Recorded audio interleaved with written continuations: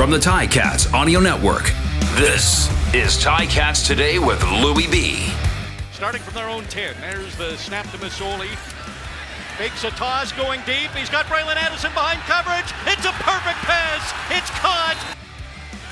Up under center. On short yardage, it looks like Dane Evans is in there, and he gets the touchdown. So Dane Evans comes in, gets the touchdown from the 1 yard line, and punts the ball into the stand. Evans backs up to his own goal line, and he is picked up. It's an interception by Des Lawrence. Masoli, he'll step back. The pass is caught. It's a touchdown. Stephen Dunbar Jr. Ottawa moving the ball on this drive. They're on the Hamilton 37. Evans under pressure again. Gets the ball away. It's intercepted at the sideline by the Tiger Cats. Duck Hodges, quick throw. It's intercepted. It's an interception for Carriel Brooks. RJ Broadhead with the call, as heard right here on the Ticats Audio Network. Louie B here with you. Happy Monday. It is a Victory Monday. Always nice to start the week following a Ticats win, and it was a big one over the Ottawa Redblacks on Saturday. And the Ticats have the day off today from the practice field, which is probably a good thing, as I am here at Tim Hortons Field this afternoon, and it is raining sideways.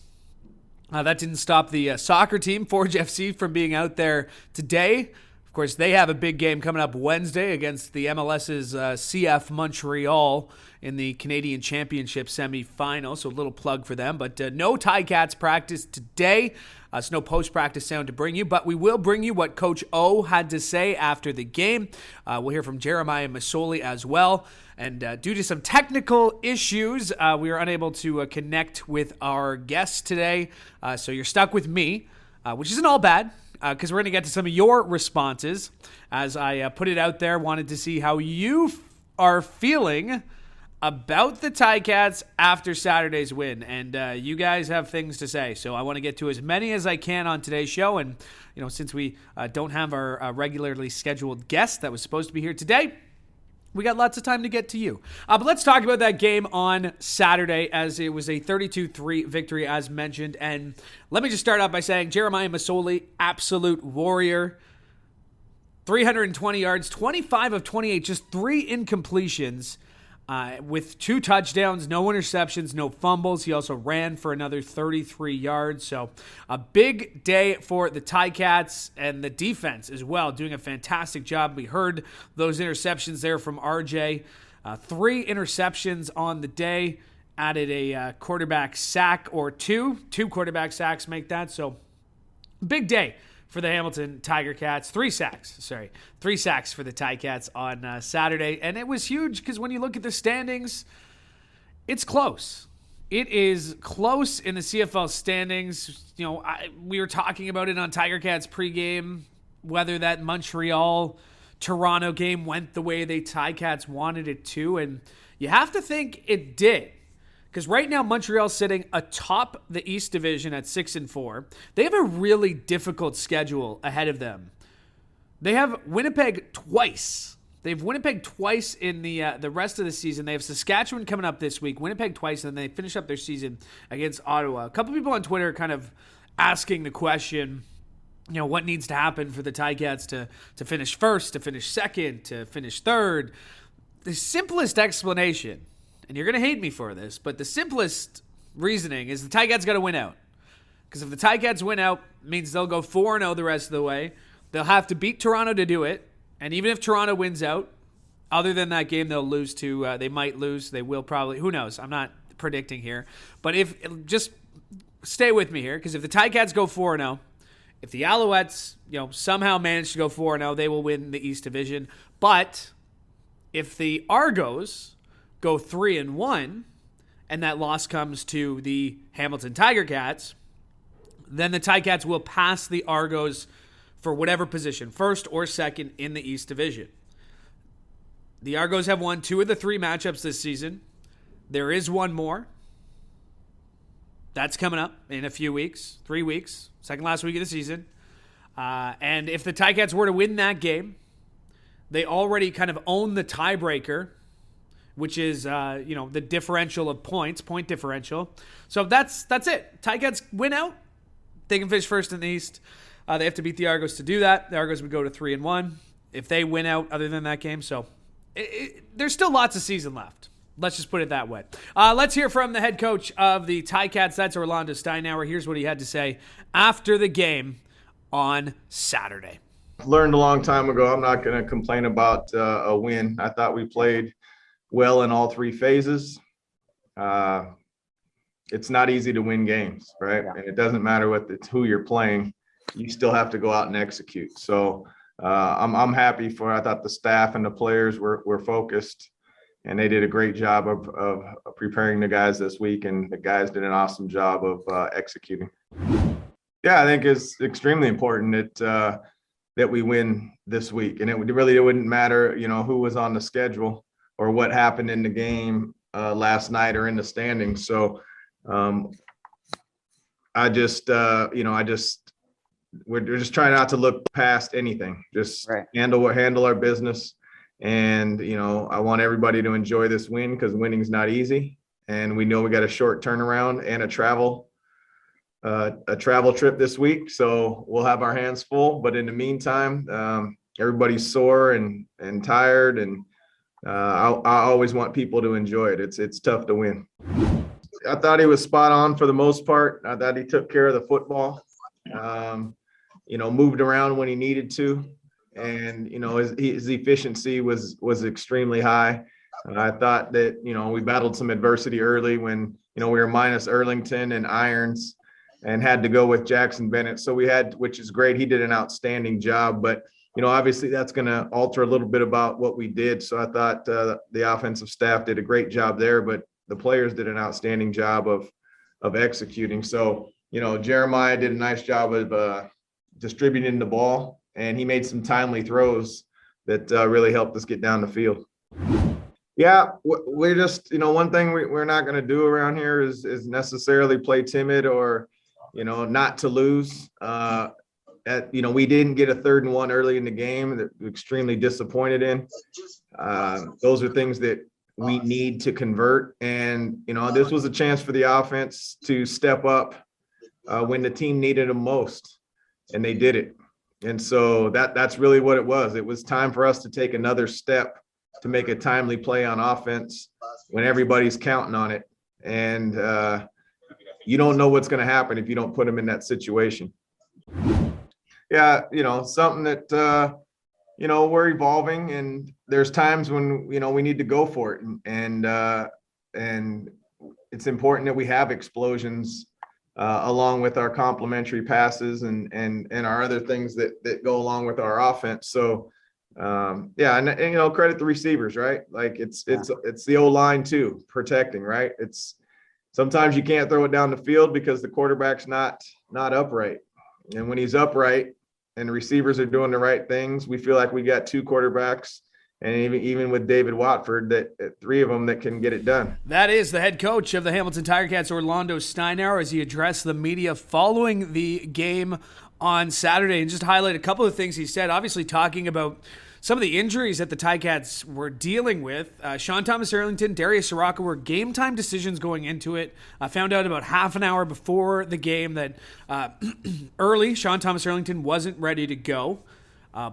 Darius Sirocco did try. He did start the first series, but by halftime we saw him kind of in streets on the sideline. So shout out to John Yarborough for stepping up under center. First game under center for him this season. And I think it's one of those things where we didn't talk about him during the broadcast. We didn't talk about him during the post game.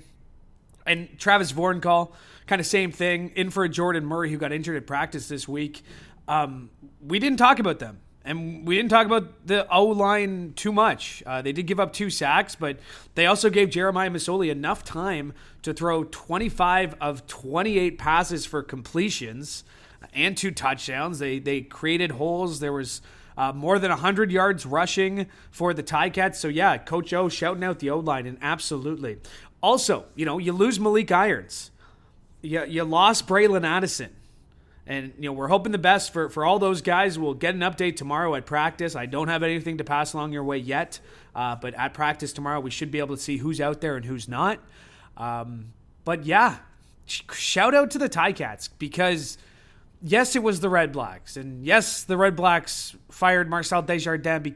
I'm not sure because of this game, but he was employed before this game and he's no longer employed now. And it was the Redblacks. Yes, they're 2-9, but the Ticats needed this win. And Jeremiah Masoli needed this win. And he touched on that as he spoke to the media after the game. It was huge. It was huge, definitely for our team.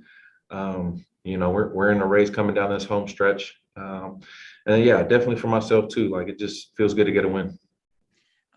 Does that get a bit of a monkey off your back, or do you really think much about that? It does a little bit. I mean, I hate losing. Yeah. It makes me sick to my stomach. So I'm glad we won. Yep, definitely feel like our offense are almost getting a hit on all cylinders. I think no matter what, though, it doesn't happen without the front. Our O-line did a hell of a job tonight. Running back and tight end included, all of our protectors. I mean, I think we had one sack. They had a really nice blitz on and caught us. But besides that, man, there wasn't really too much pressure. You know what I mean? And that makes a huge difference. Yeah, man, that one hurts. That one hurts. I mean, he's obviously a favorite target for us, and all the dynamic stuff that he could do. But I hope it's nothing major and he could come back quickly. Yeah, I mean, I think we all kind of feel like that out there as players. We want to go for it every time, especially when it's close like that, 1 to 2 yards. We're ready to roll. But I appreciate him honestly giving us that chance to do that and establish that and finish with the touchdown. Instead of, we were so close down there, 3rd and 1, 3rd and 2, whatever it was, instead of kicking a field goal to let us kind of finish that drive off with a touchdown. So I appreciated that. No doubt. And I think Coach Gibson's done a great job preparing all those guys in that room to be ready at any time. And it showed tonight. It really did show tonight. Those guys have been working their tails off this whole season. And I was really proud of them tonight. Yeah, man, we definitely we're talking about that, man, getting our mojo back at the donut box here and giving the fans something they can really cheer about and go home happy with. We've worked too hard not to finish these games, so that's kind of what our mentality is now. That is Jeremiah Masoli as he spoke after the game on Saturday, and an absolutely fantastic performance from him. We named him our player of the game, presented by Hercules Tires, right on our strength. But we did name him our player of the game on Tiger Cats postgame. And if you haven't already checked it out, go check it out, Tiger Cats postgame. We were joined by Coach O. We talked to Des Lawrence, and then a great roundtable discussion with Courtney Stephen, Luke Tasker, and of course Andy Fantuz, getting you set or wrapping up the game on Saturday. So yeah, Jeremiah Masoli had a fantastic game, despite what some of you are tweeting at me. Still calling on Dane Evans, but Jeremiah's thrown for almost 700 yards the last 2 games, 4 touchdowns, no picks, no fumbles. Has only been sacked a couple of times, and that's with a oft-changing offensive line that the Ticats have had to deal with lately. So I know some of you are still calling on Dane Evans, and some of you will continue to call on Dane Evans to start, and I appreciate your passion. I disagree. Clearly so does Coach O and the rest of the team, because it's still Jeremiah Masoli out there. I disagree. The team seems to disagree, but you're entitled to your opinion. Coach has mentioned it. It's a sports entertainment. And guess what? If I'm not even going to say it. I was going to say if something were to happen and you come at me, and yes, I will, never mind, but I'm not going to go there. I am not going to go there. I'm too positive today. It's a Monday.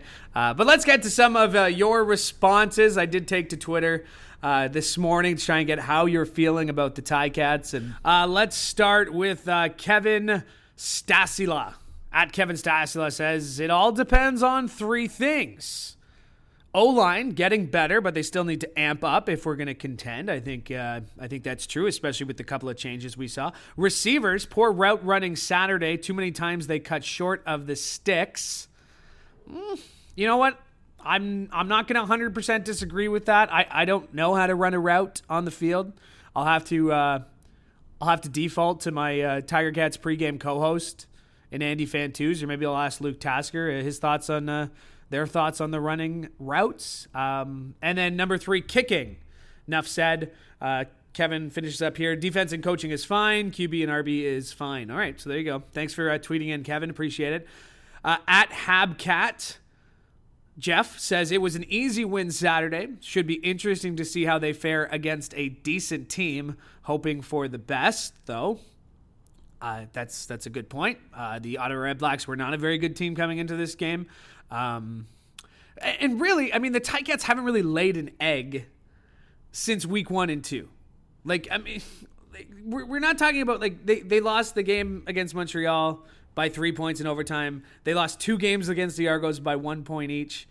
That's their 5 losses. Those are the 5 losses the Ticats have this season. So, I mean, we're talking about, oh, well, let's see what they do against a decent team. I get that. Good. Like, yes, the Ottawa Redblacks aren't world beaters by any sense. The Elks aren't either. But coaches said it. You know, I mentioned it. It's on Coach O Bingo. If you play at home, that it's hard to win football games.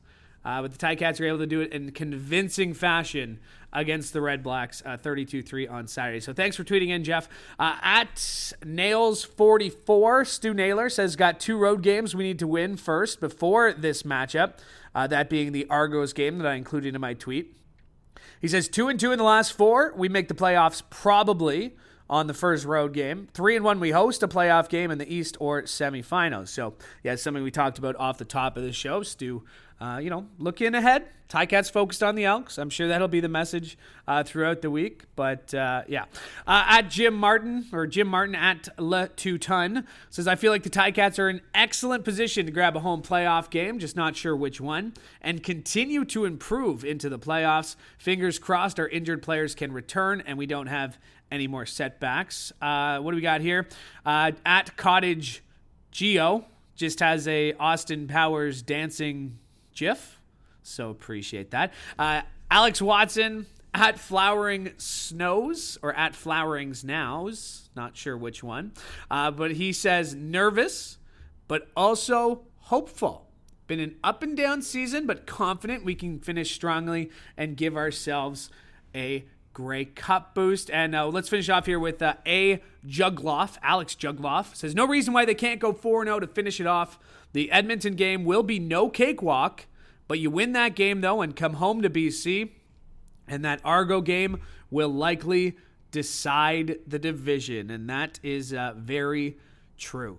All right, before we wrap up here and say goodbye on the Monday edition of Ticats Today, I want to let you know that tickets for the 108th Grey Cup go on sale tomorrow at 10 a.m. to the general public. So 10 a.m., tickets for the 108th Grey Cup go on sale. If you don't have them already, here's your chance. There is just a limited number of tickets available, and they start as low as $99 for the Grey Cup social tickets.